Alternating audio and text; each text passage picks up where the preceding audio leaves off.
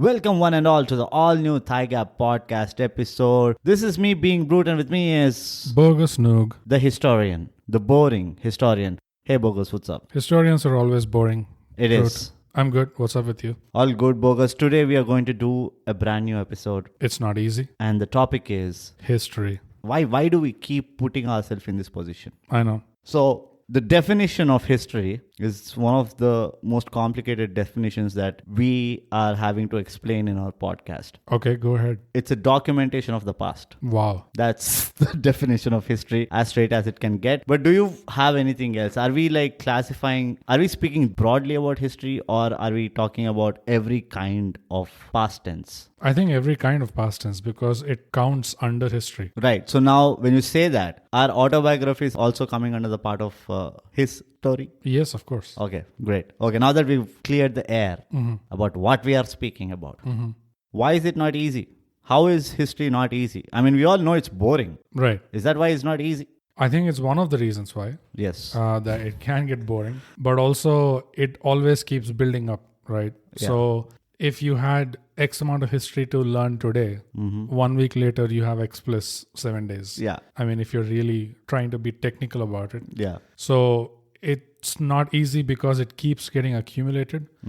But helpfully, every once in a while, we have a civilizational wipe, Yeah. a great flood, and then we start from scratch. Yes. The downside with that, of course, is we also end up losing out on a lot of information that could have been a shortcut for us to continue on from there. And what I'm talking about is related to Species with Amnesia, an episode that we did early on. Please check that The out. longer version, Yeah.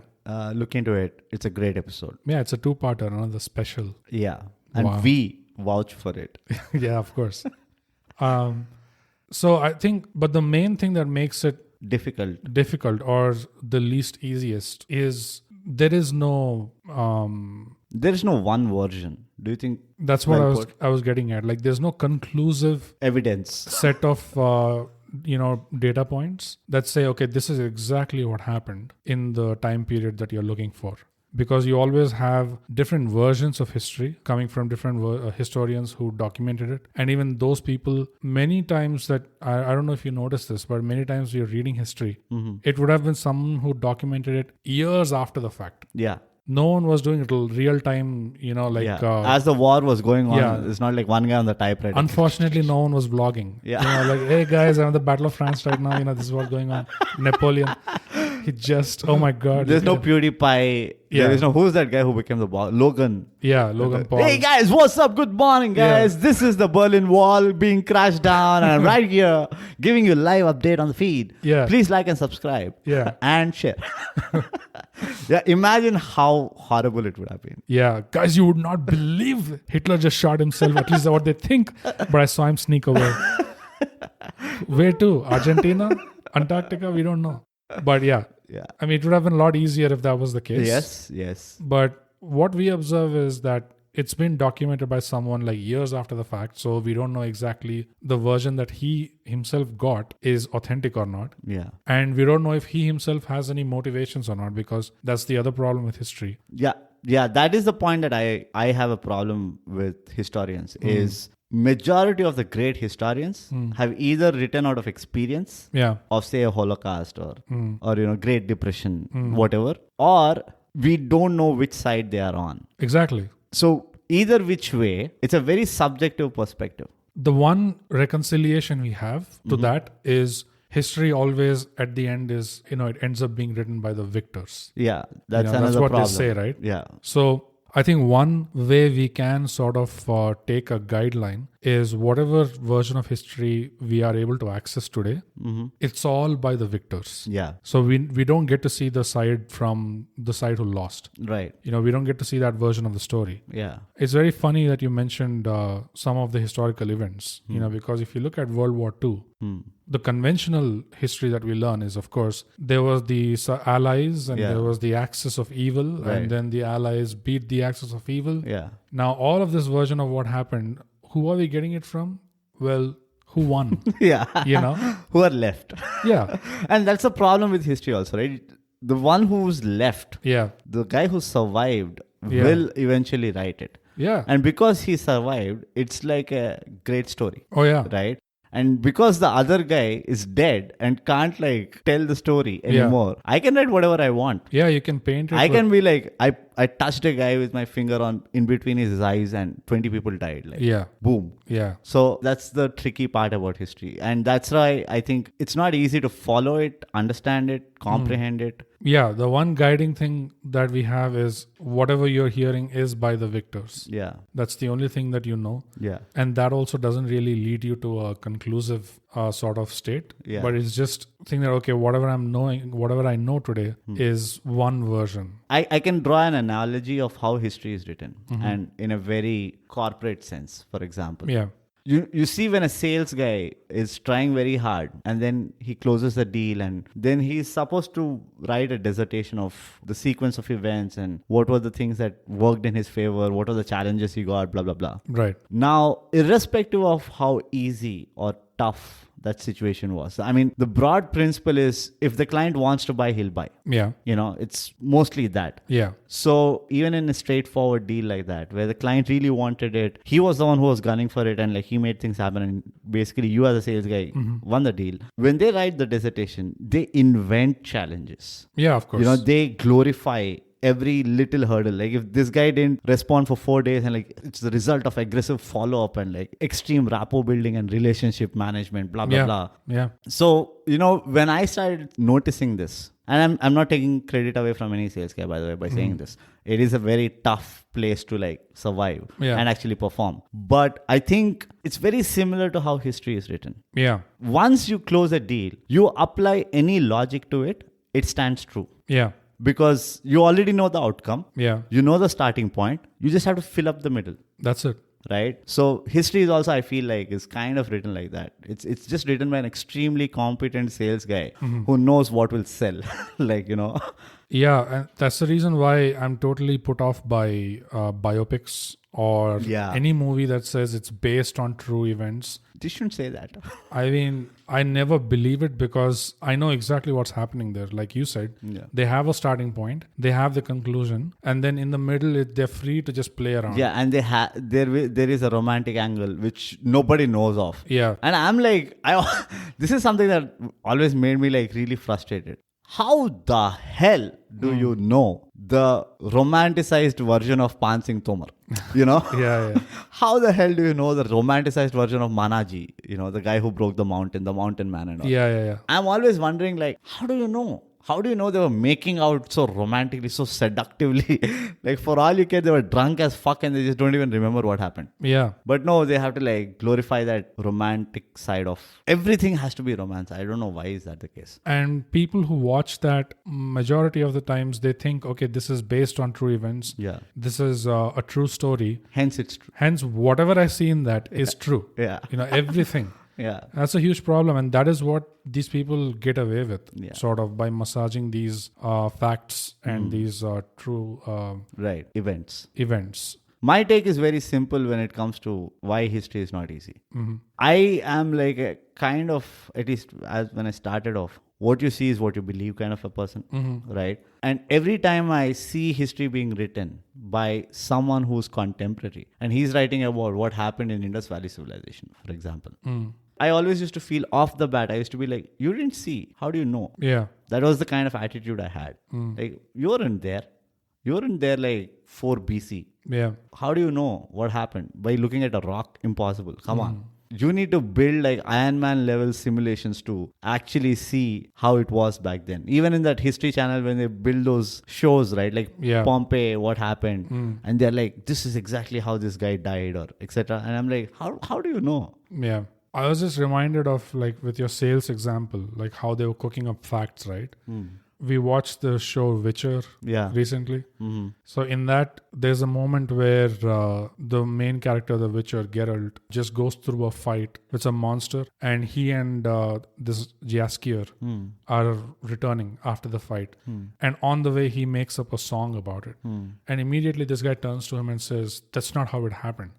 why are you saying all those things? The ballad guy, right? The bard. Bard. Yeah. Huh. So he immediately turns to him and says, that's not how it happened, the way you're singing. Yeah. Because he was using all flowery language and all. And this guy was like, but that's not how it happened. And the bard just says, reality doesn't sell or it doesn't make for an interesting poem. Yeah. Or something like that. Yeah. So I just think that is where, when it comes to historical retelling of events, retelling of historical events in art form, when it comes to that, we have to be very suspect of that. Yeah. Whether it is these biopic movies or if it is these poems, Yeah. whatever, unless it is boring, written by some old guy who is just making you sleep. Yeah. Anything that is catering to your appetite for entertainment, anything that is titillating you, anything that is tantalizing, we have to be very suspect of that. Yeah. I think the best way to identify good history is what is boring. Yeah. Because in reality, that's how it is. Yeah. And the problem with history is also the problem with news today. Like, if you want to really get to understand what may be happening, because you probably will never get the full picture. Yeah. Because there's always gatekeepers of information trying to protect their own piece of, profit or their own piece of information. You have to first take it from one source. Then you have to figure out, okay, who's against this people. Yeah. And then you have to go to them. Yeah, go to them, get their version. Yeah. And now clash these two together and see like what's remaining. Yeah. And what's crumbling down. Yeah. And then you're like, okay, maybe I'm getting a slightly better picture. Yeah. So even in history, you have all of the time historians going against each other. Yeah. Like one historian has one version, another one has another version. There's very clear biases. There are very clear, motivations on interests also. Interests. Of propaganda. Yeah, because they also have backers and they also have funds. Yeah. People who fund them. Yeah. So when you get history from one source, you almost have to go back to see what else has this historian done or said, what's been the trend, because there's always a trend. And then you have to figure out who is against this person, what are they saying about what they said. So it's again so much work for you. Yeah. If you really want to, try to get somewhere close to like what happened. That's the best piece of advice that I got. Especially not from a history perspective, but from an autobiography perspective.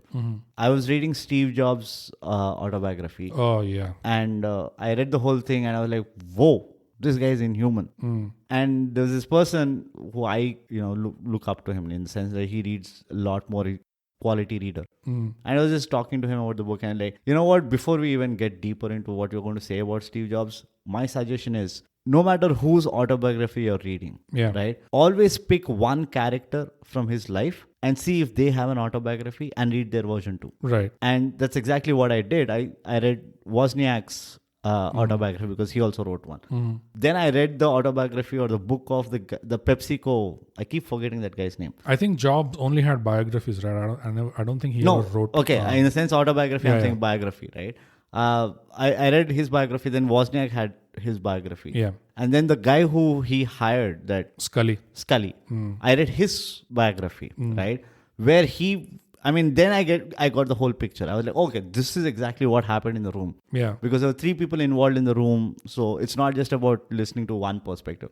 So that was the best piece of advice I got. They're like, the story is not complete till you hear everybody's version. But look at your effort there, because your effort tripled. Like you started off wanting to get to know Jobs or whatever, his life and all that. But because you had the intention at least that, okay, I want to get to the bottom of this. I don't want to just take one version. I want to maybe get a clearer picture of what probably was going on. Now your effort had to be tripled almost. You had to go through Woz, then you had to go through John Scully. And John Scully was just one incident in Jobs' career. But then you get a lot of insight of what built up to that incident. Of course. But the thing about Jobs' biography was, for me, the red flag was I felt it was too glorified. Too favorable. Too glossy. I don't know. I don't have the word to his for personality. Like it was too flattering. Yeah, it was like too much. Like, how can you not have an unwow moment types? Yeah. Which is why I felt like it was inhuman. And now I'm able to say this because I've read the other side of the story. But if anybody just reads his biography, right, it's very easy for you to get mesmerized. Yeah. Right? Because you see what he has come out with and you read these things and like, oh, I'm never going to be this. Yeah. But there were definitely downsides. Huge downsides. Humongous downsides, yeah. The neglect of his family, estranged the list goes on. I mean, like, there's a lot. It is one way. I mean, we're going into a different topic, but how I look at it is there are two ways to look at it. One is if you really want to play the game at that level, these are inevitable sacrifices. Yeah. Right? You have to wade your way through this. You have to become thick-skinned about all this. The other way of looking at it is like, yeah, there are downsides. There are downsides as an individual or people who are connected to you. They suffer a lot because of your pursuit or your maniacal, maverick behavior or attitude. Yeah, no, I was just stating those things not as a digression, but because if any of our listeners only know like one version of jobs,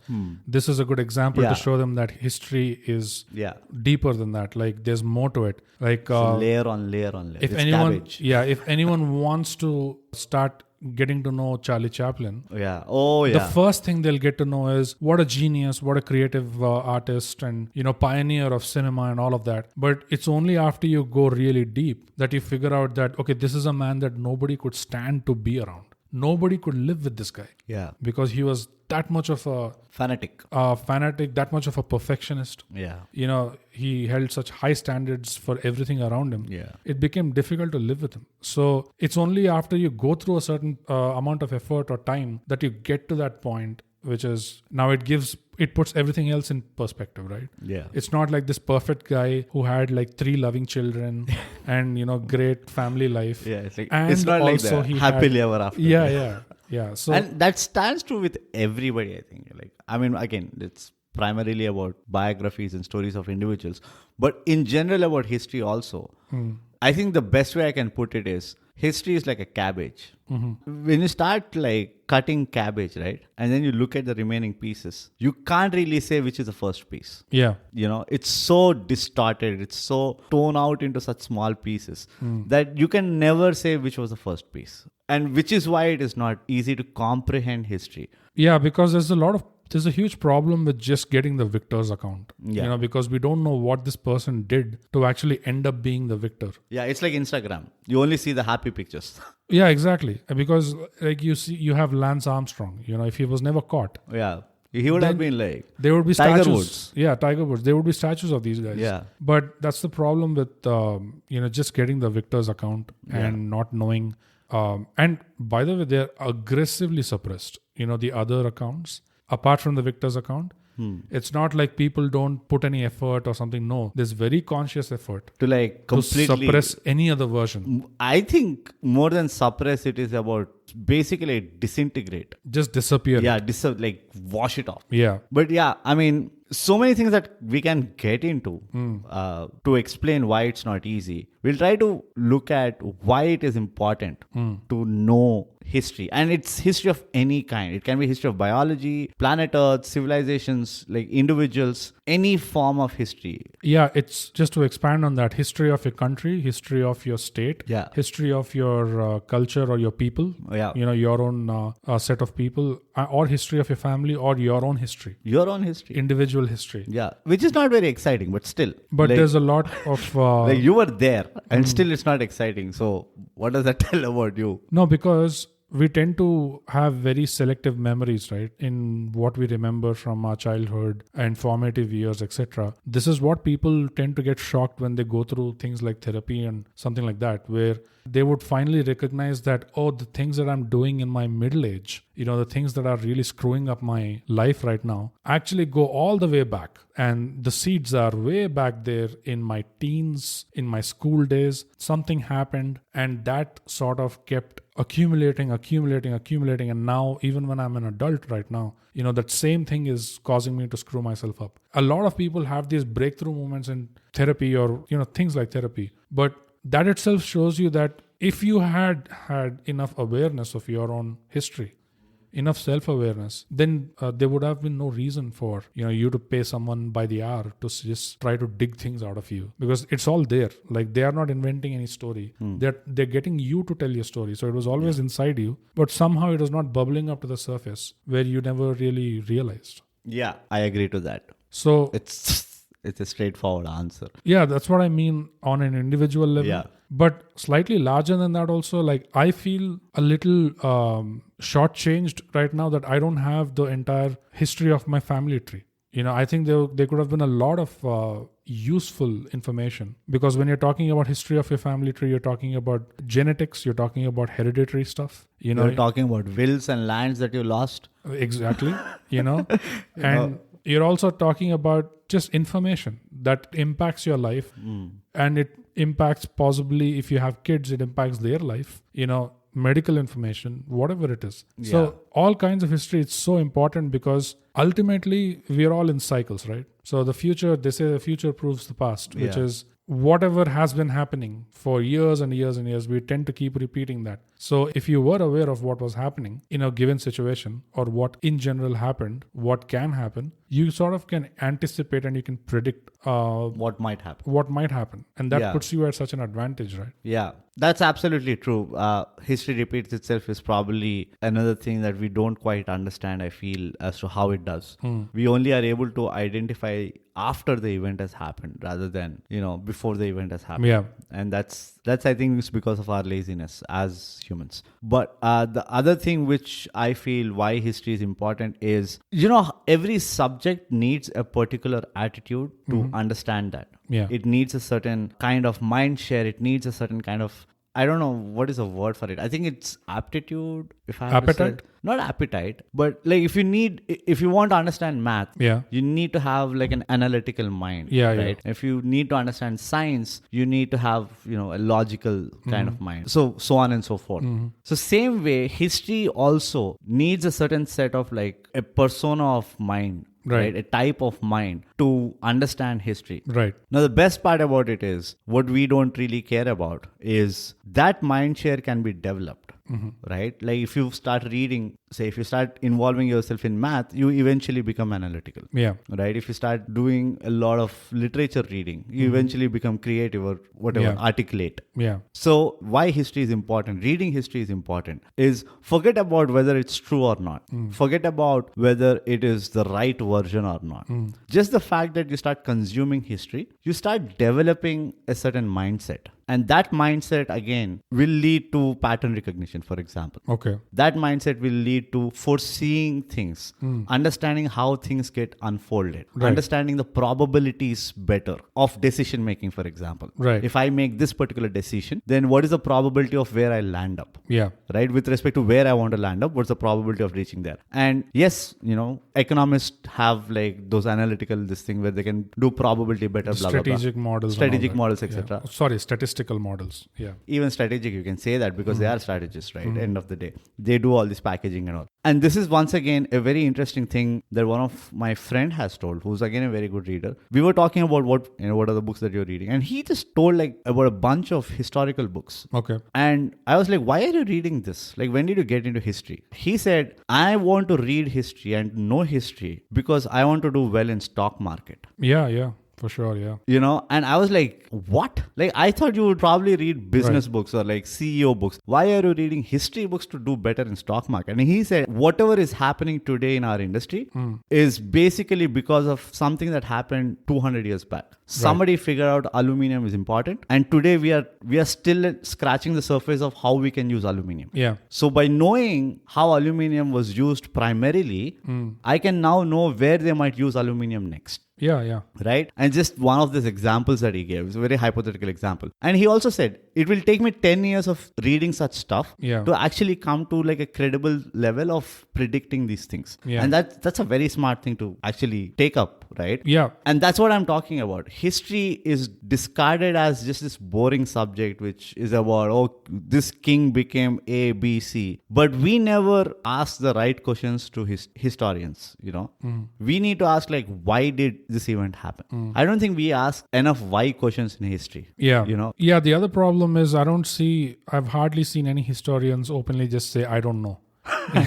They always seem to just know and they seem to have an answer for everything. Time traveling bitches. That happened like thousands of years ago. Yeah, that's a problem. Like as long as these people feel job insecurity in a field like history, by saying, this question we actually don't know the answer, we are going to figure it out, there's going to be a major problem. Like if they feel pressure to always have an answer for something, we are the ones losing out by asking those questions because they're giving us bullshit now. Bullshit. No, absolute nonsense. Yeah.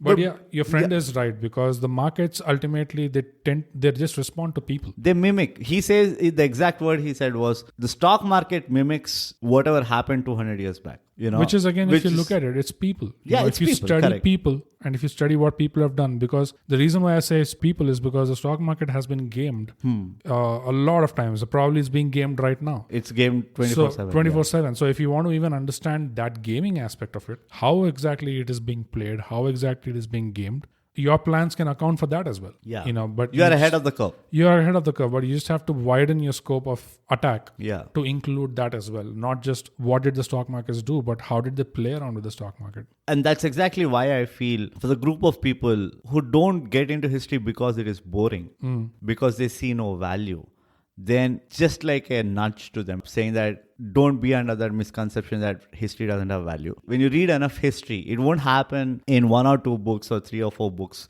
but eventually you'll start seeing a beautiful pattern of how we as a civilization have been, like a sinusoidal wave. And in unison. It's not that it happened at one side, it didn't happen the other side. You'll see the interconnections really beautifully. I would also suggest don't get too distracted by, this is a time where we have internet and we have skyscrapers. Whereas that time they didn't have any of that.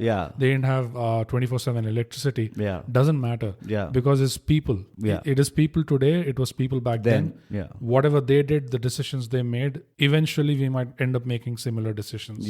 So we make similar decisions. It's just that on what we make those decisions are different. It's as simple as that. But the nature of our decisions are basically the same. And the reason why it is the most important, of course, it's adding on to what we were discussing, is it is the most important input to judgment or decision making. Any kind of decision you want to make, any kind of judgment you want to make, which has a high enough stake, if you don't have all the proper input information, you're going to end up you're making taking a half-baked. You're taking in half-baked information, and you're going to end up making the wrong calculations pretty much. Did you ever experience something where history has taught you this?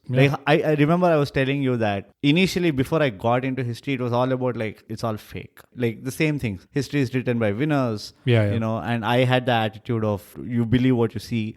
So I really didn't dig deep into it. But eventually when I got into history, the thing that I started observing in myself is I became more open to ideas. I became more open to concepts. I stopped having that rigidity that's saying that, this is not suiting my ideology, therefore this is wrong. That kind of dissolved. Now I don't think about things like that anymore. It's more like I agree to disagree, but let me hear you. So that helped me a lot. It helped me in getting more information, understanding things better.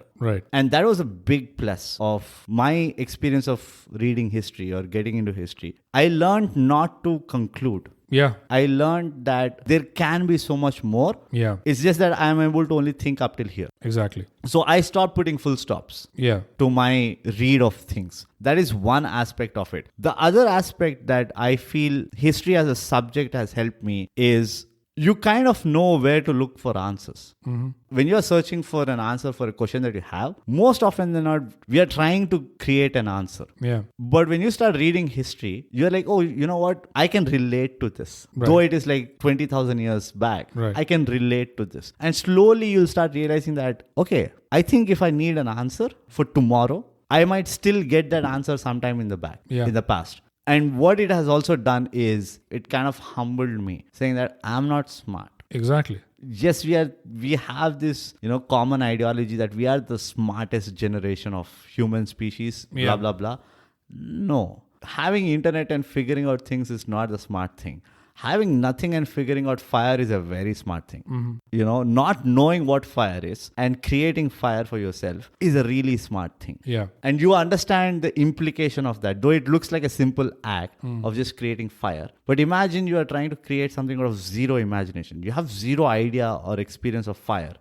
and then you are creating fire and then making use of it. Yeah. So it kind of humbled me to the fact that, okay, we are not smart. I think it's time we accept that and start taking reference of what has happened in the past. That single idea has basically helped me respect a lot of what my grandparents and my fathers and all have told me. Yeah. So these are the subtle changes that history kind of opened me up to. Yeah, that humility that you spoke of is or enabled you to stop concluding. Yeah. And stop putting a full stop. Yeah. That itself, I think if someone can develop that quality, it is such a big win in life, because you're going with 60% confirmation, 80% confirmation, but you're always leaving that room, that wiggle room for flexibility, that I'm almost sure, but if any surprise comes, then I only have to react to that surprise part, because rest of it I've already got covered in my 60, 70, 80%. I don't think it's already a win, but it's a great tool to have.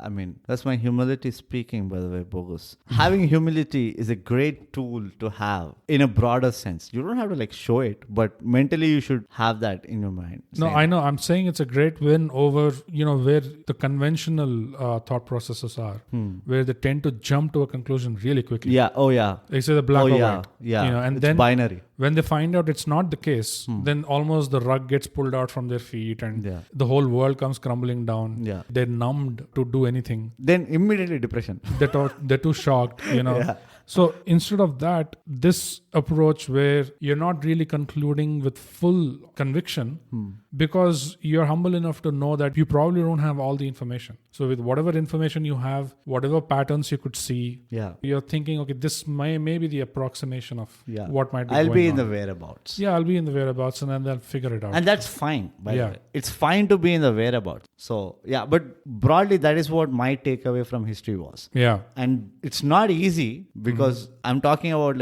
7 years of reading history. And then there is my friend who has read a lot of history to a point. Now he understands how he can use history, as a tool to build something very practical for himself 10 years ahead in future. Yeah. So the possibilities are infinite with doing it, but it's all about first and foremost to embrace history and say that I'm going to start reading it or start getting into it. Yeah, in my case, because I think this will also help a fresh listener to understand when we talk about history, we're not only talking about kings and queens. Yeah, queens and battles unmarried and all that stuff. princess. Because we're talking about also cycles that repeat. Yeah. In the human condition. One is, I'm sure everyone would have noticed, there are always these things that we keep regretting, that we keep bitching about. From generation to generation, you have your elders coming in saying, you need to listen to me, you need to listen to my advice, because when I was your age, I did not do this. And because of that, I paid all this price. So if you listen to my advice, you'll actually cut through all that bullshit and you'll get the advantage. And the young guy would always be like, you don't know what you're talking about. It's a new generation. That was 100 years back. Yeah, bro. the clothes are all different today. It's it always keeps going. Yeah. There's always that, the other cycle is, we always tend to realize the value of something or someone only after they're gone. Yeah.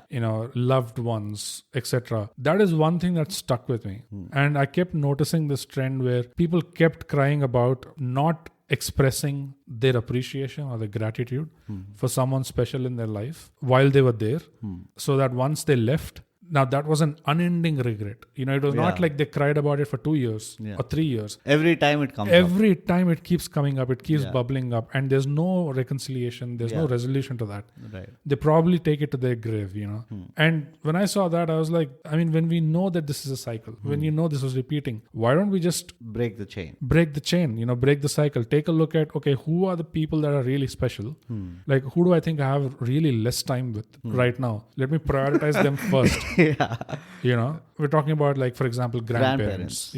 Absolutely. So I just found that in my example, when I did that, when I tried to break the chain, it was not easy. Yeah. Because anytime you go against the stream, it is not going to be easy. Yeah. The stream is this constant cycle of regret. But you want to stand up and you want to walk backwards and say, no, I want to do this that I don't want to regret. Majority of the people don't do, then obviously you're going to face, you're going to find it not easy.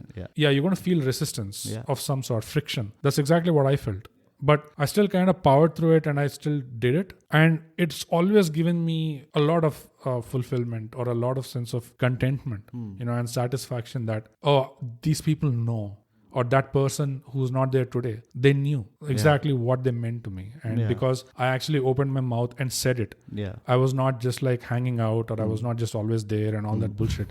But actually I opened my mouth and I said, no, this is what you are to me. This is why you're so special.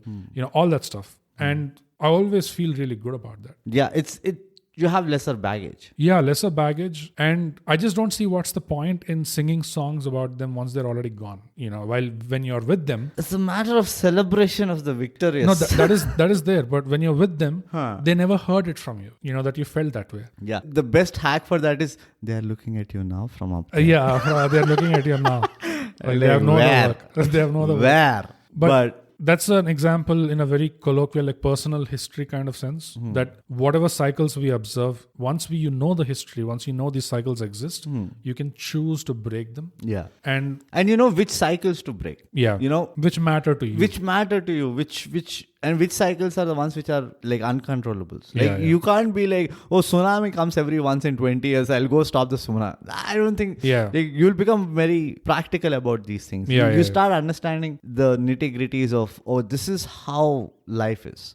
It's a big question. I mean, it's a broader point, but what you say is so true and so necessary, because according to me, rather, unless you're like ridiculously smart and high IQ or whatever, there is no avenue for you to do pattern recognition. Yeah. Tell me one other avenue that you have apart from history where you can learn pattern recognition, which is important for you. I'm not talking about like, economic crisis or whatever. Even for that, you have to go back into the history, right? Yeah. But there is no other place where you can understand pattern recognition. And the thing that we have to understand is it doesn't matter which history. Yeah. It's not about, oh, I'll only read history about the Mughal Empire or I'll only read history about how America rose. Yeah. Read any fucking history. Yeah. You will eventually understand patterns. Yeah. Because they're all the same bloody pattern. You have to cast the widest net possible. Yeah. Like you can't be too selective. Yeah. Because you never know where these patterns show up. And the more patterns you see emerge, it makes your hypothesis stronger. Yeah. Your conviction gets stronger. Yeah. So you know that, okay,